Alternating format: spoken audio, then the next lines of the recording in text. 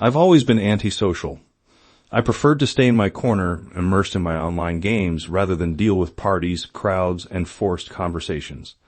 The thought of being surrounded by relatives I barely saw, listening to invasive questions and stories that didn't interest me, already made me anxious before I even left the house. But that weekend, there was no escape. My cousin was getting married and made sure to invite the whole family. More than that, she was my mom's goddaughter, which meant our presence wasn't optional. In the car, as we drove to the farm where the ceremony would take place, my mom kept repeating how beautiful it would be, how the whole family would be there, how I needed to try to be more sociable. I just nodded occasionally, with my headphones playing some random music to keep me isolated. Just imagining all those people talking loudly, laughing excessively, asking about my life, already made my chest tighten. But it was fine. I would try to keep it together. After all, it was just a weekend. What could possibly happen? As soon as we arrived at the farm, the first thing that caught my attention was the old mansion standing before us. Elegant, imposing, with a classic architecture that reminded me of those palaces from period films. The tall windows, ornate balconies, and stone walls gave the impression that this place had seen many stories unfold over the years. It was so big you could get lost inside. Endless hallways, solid wood doors hiding rooms and halls that seemed to have come from another century. The kind of house where footsteps echoed on the wooden floors and where any shadow could play tricks on your eyes. Our family was important to the bride. My mom made sure to remind me of that. So we had the privilege of staying there while most guests were accommodated in nearby inns. The rooms were already assigned, and to my surprise, I got one all to myself. A small victory. At least I'd have my own space to breathe. When I opened the door to my room, I was greeted by a spacious environment with antique furniture and a large window overlooking the gardens. The high ceiling, the intricately carved wooden bed, and the subtle scent of lavender in the air made me feel like I was in another time. I threw my suitcase on the bed and let out a sigh. I was still processing the fact that I was there, surrounded by so many relatives and traditions.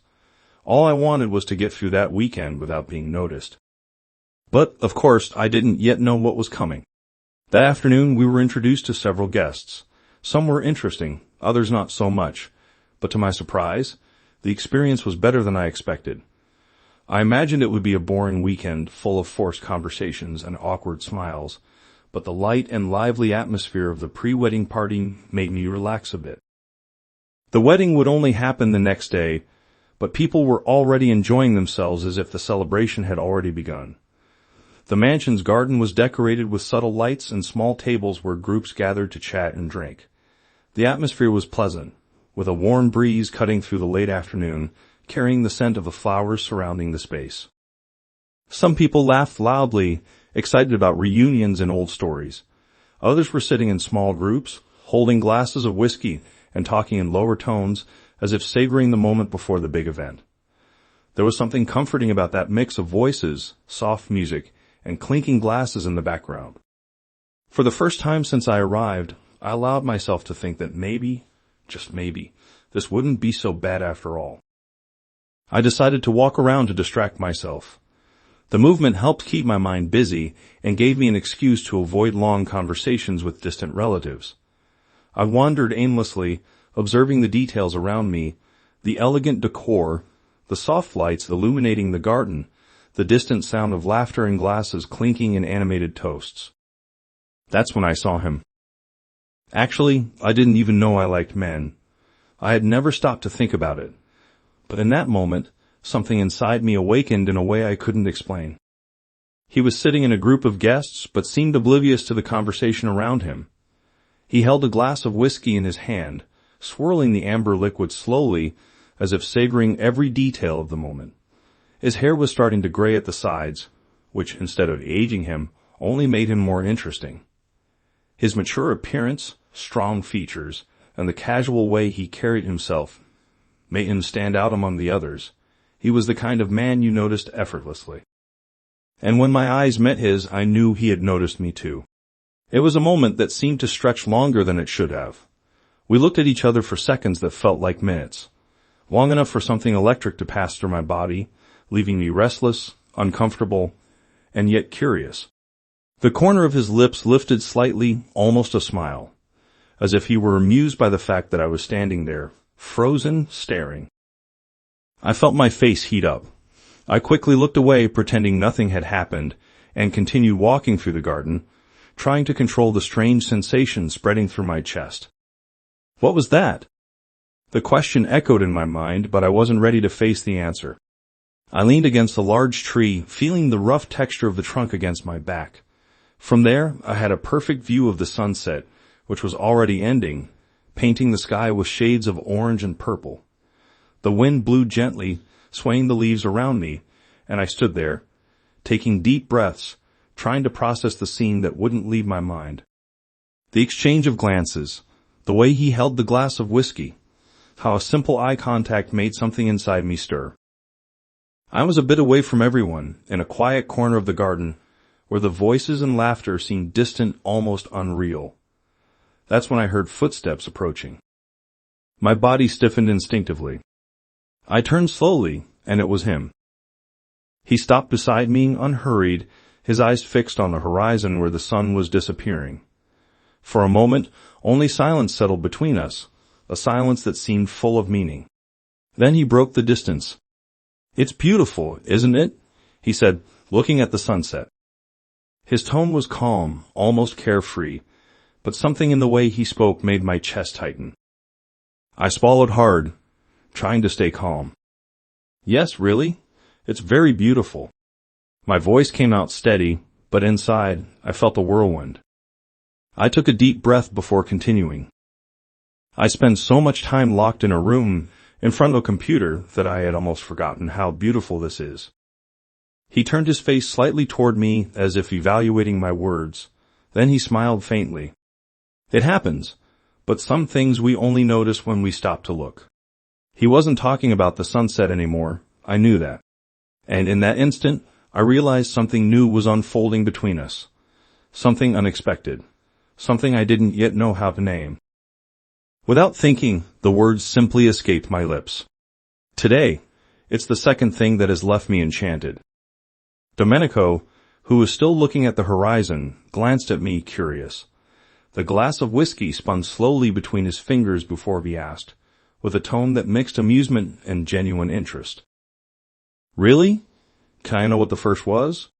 I felt my heart race. I could just brush it off, laugh, and pretend it was a joke. But in that moment, something inside me wanted to test that limit. So, I gave a faint smile, one I didn't even know I was capable of, and met his dark eyes. "You were the first." For a second, time seemed to stop. His smile faltered slightly, as if my words had caught him off guard. Domenico wasn't the type to be easily unsettled, but there in that moment, I realized I had made him hesitate. He moistened his lips, as if choosing the right words before letting out a low laugh. "Don't play with that, kid." His tone was serious, but it wasn't a warning. It felt more like a test. I kept my gaze locked on his and replied firmly, "I don't play with serious things." The silence between us grew heavy. He moved slowly, as if handling something delicate, something that could slip away if he made the wrong move. He stepped a few inches closer, and the woody scent of his cologne mixed with the warm night air. Then, in a lower voice, almost like a secret, he murmured, "Then I can say you've enchanted me too." A shiver ran down my spine.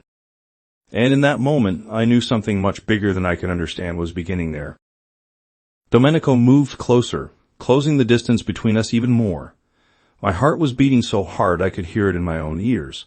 He held the glass of whiskey in one hand, while the other casually slipped into his suit pocket as if he were completely in control of the situation. Then, with a half smile on his lips, he murmured, "Shall we make this moment a little better?" My breath caught for a moment. Without thinking, I replied almost immediately, "What's your idea?"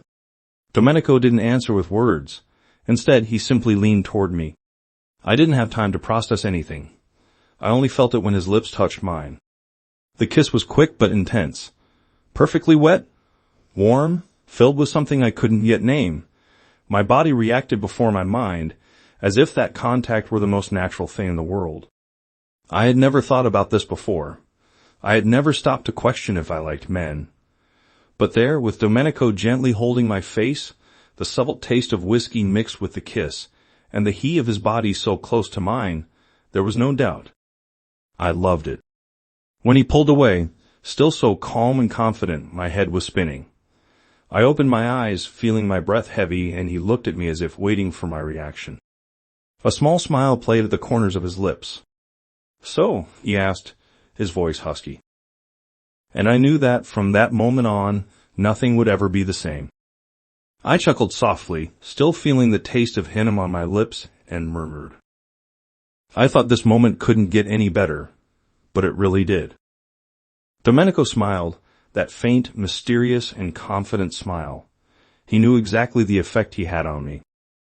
Before I could say anything else, he firmly held the back of my neck and pulled me in for another kiss. This one was different. Deeper, more intentional. As if he wanted to etch that moment into me. When he pulled away, his gaze scanned my face, as if he wanted to memorize every detail. Then, in a low, husky voice, he said, "You're a beautiful kid." And without giving me time to respond, he simply turned and walked away, leaving me there, still breathless, unsure if what had just happened was real or a figment of the moment. I didn't even have time to thank him. My heart was racing, my skin still tingling. I leaned back against the tree, running my tongue over my lips, still tasting him. And all I could think was, what the hell just happened? The sky began to darken gradually, the orange hues of the sunset giving way to a deep blue, dotted with the first stars. The air grew cooler, and the guests' movements now concentrated near the mansion, where yellow lights illuminated the balconies and hallways. I took a deep breath, still feeling the electricity of that encounter lingering in the air. My body felt light, but my mind was a mess. I needed a moment alone to process everything. I went back to my room, climbing the old wooden stairs that creaked under my steps. The room was silent, with the curtains swaying gently in the night breeze. I threw myself on the bed, staring at the ceiling, replaying every detail of that kiss. The way he held the back of my neck, how he pulled away without hurry, without expecting anything in return. I closed my eyes for a moment. What did it mean? Did he do this with anyone? Or was there something more? But I didn't have time for answers. Soon they called us for dinner. I went down to the hall, where the long table was set with fine china and candles scattered across the center, giving the room an intimate feel.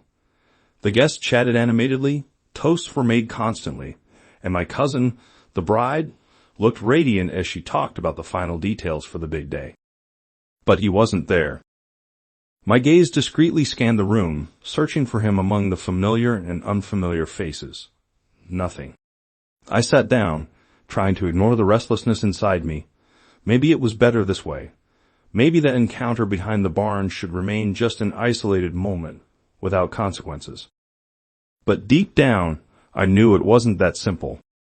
The next day, I woke up with my head full, my body still carrying the memory of what had happened the night before. But he was nowhere to be found. I spent the entire day without seeing him. While the wedding preparations took over the mansion, I tried to act normally, ignoring the restlessness inside me. Maybe he had gone to take care of wedding details, maybe he was avoiding running into me. The wedding would take place in the late afternoon, and as the minutes passed, the guests staying in hotels began to arrive. The garden, which had been quiet before, was now packed with well-dressed, excited people, eager for the big moment. When everyone entered the church, I took my place among the family. The chatter died down, and the large doors closed, signaling that the groom was about to arrive. My heart was pounding, but not from anticipation for the wedding. It was because of him. Then, when the doors opened and the groom began walking down the aisle, I almost fell backward. It was him. Domenico. My stomach churned, and my blood ran cold. How could this be? My breath caught in my chest. My body froze, and for a moment, I thought I was imagining it all.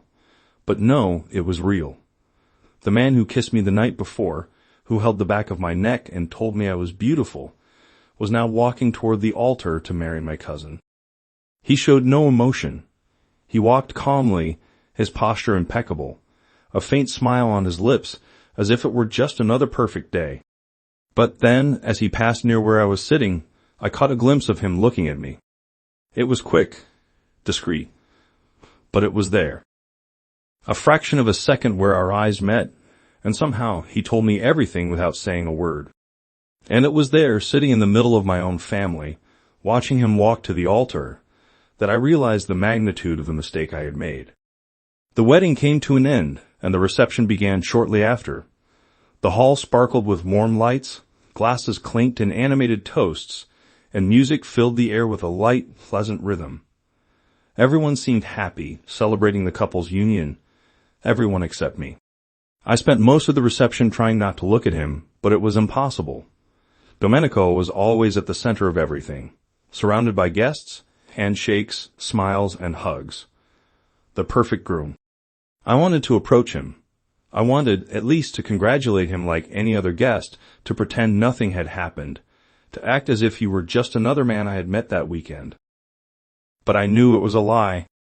What if he looked at me again? What if he said something? I didn't trust myself to hide what I felt. So I kept my distance, watching from afar as he laughed, talked, and moved through the hall with that controlled calm that drove me crazy. He was never alone. There was always someone by his side. When I realized I was paying too much attention, I decided I had reached my limit. It was late. The weight of that night, of that revelation, still pressed on my chest. So without saying goodbye to anyone, I went straight to my room. I closed the door behind me and let out a heavy sigh. The silence of the room contrasted with the muffled sound of the party still happening outside. I threw myself on the bed, running my hands over my face. None of this made sense. I didn't know what I expected, but I knew the story wasn't over. Later, after tossing and turning in bed, unable to sleep, I felt my throat dry. The air in the room felt heavy, suffocating, so I decided to go downstairs to get a glass of water. The hall wasn't completely empty yet. A few guests remained, talking quietly, with half-empty glasses and laughter already slowed by the effects of alcohol. The lights were softer now, and the music, once lively, had turned into a discreet background sound. And that's when I saw him. Domenico. He was leaning against the bar, his jacket unbuttoned, his tie slightly loosened. The fatigue of the night was there in his relaxed shoulders, in the way he held his glass of whiskey, but still, he looked impeccable. For a second, I thought he would simply ignore my presence, act as if nothing had happened. And he even tried. He pretended not to see me, kept stirring the ice in his glass, looked away. But then, discreetly, he set the glass on the counter and came over to me. "Which room are you in?" His voice was low, almost a whisper. My mouth went even drier. I swallowed hard, feeling my heart pounding in my chest. Then, almost without thinking, I answered. He nodded slowly, his gaze fixed on mine. Then he leaned slightly closer to me and murmured, "Leave the door unlocked. I'll be there soon." And then he simply walked away, picking up his glass of whiskey again, as if that conversation had never happened. But I knew. This was far from over. I went back to my room with my heart racing, my breath short. My hands were trembling. Every step seemed to echo through the empty hallways as if my own body knew I was heading in the wrong direction. And yet, I kept going. I entered the room and left the door unlocked, just as he asked. I sat on the edge of the bed, trying to calm the thoughts swirling in my head. But there was no way. I knew he would come. Time passed slowly. Minutes felt like hours. Maybe he had given up. Maybe he had realized the absurdity of it, the risk, the betrayal. Then the doorknob turned. My breath caught in my chest. The door opened silently, and then closed and was locked from the inside. Domenico was there. In my room, in the middle of the night, after his wedding reception. He walked toward me slowly, his dark eyes locked on mine, his breath heavy in the thick night air. His jacket was gone, his loose tie hung around his neck, and the first buttons of his shirt were undone, revealing a patch of warm skin beneath the fabric. "Last night," he began, his voice husky, filled with something dangerous. I wanted more. A shiver ran down my spine. This was wrong. "Domenico, you married my cousin," I said, my voice weaker than I wanted. He studied me for a moment, his eyes glinting in the dim light of the lamp. Then he took another step, closing the distance between us. "You didn't know I was the groom." I swallowed hard. "If I had known, maybe I wouldn't have kissed you." He smiled faintly, a smile that carried a challenge. "Of course you wouldn't have." The silence that followed was heavy, full of unspoken meanings. Then he added, "But now it's done." His fingers brushed the back of my neck, slowly moving down my shoulder. My entire body reacted to his touch, and I knew he noticed. "I know it's wrong," he continued, his voice low, "but I want you so much." Before I could respond, he kissed me. And this time there was no hesitation. The kiss was intense, hungry, filled with something forbidden that only heightened the desire. We couldn't hold back. Hands explored, pulled, discovered. The heat grew between us, consuming us, leading us to something neither of us could control. And it happened. Much more than we expected. Much more than we should have allowed. I wish I could tell you everything that happened, every detail, every sensation, every look filled with desire that night, but unfortunately, I can't. What I can say is that when we finally caught our breath, the sky was already beginning to lighten. Neither of us said a word. There was no need. The silence spoke for itself. Domenico got up, straightened his wrinkled shirt, ran his hand through his messy hair, and before leaving the room, gave me one last look. A look I'll never forget. The next morning we went home, and I never saw him again. It's been 3 months since it all happened, but I can still taste his kiss on my lips. I still remember the weight of his body on mine, the smell of his skin mixed with the woody scent of his cologne that lingered on my sheets that night. And that's how my first experience with another man happened. I hope you enjoyed it. And if you want to hear this story uncut, the link is in the pinned comments. Kisses, and until next time. With love, Philippe.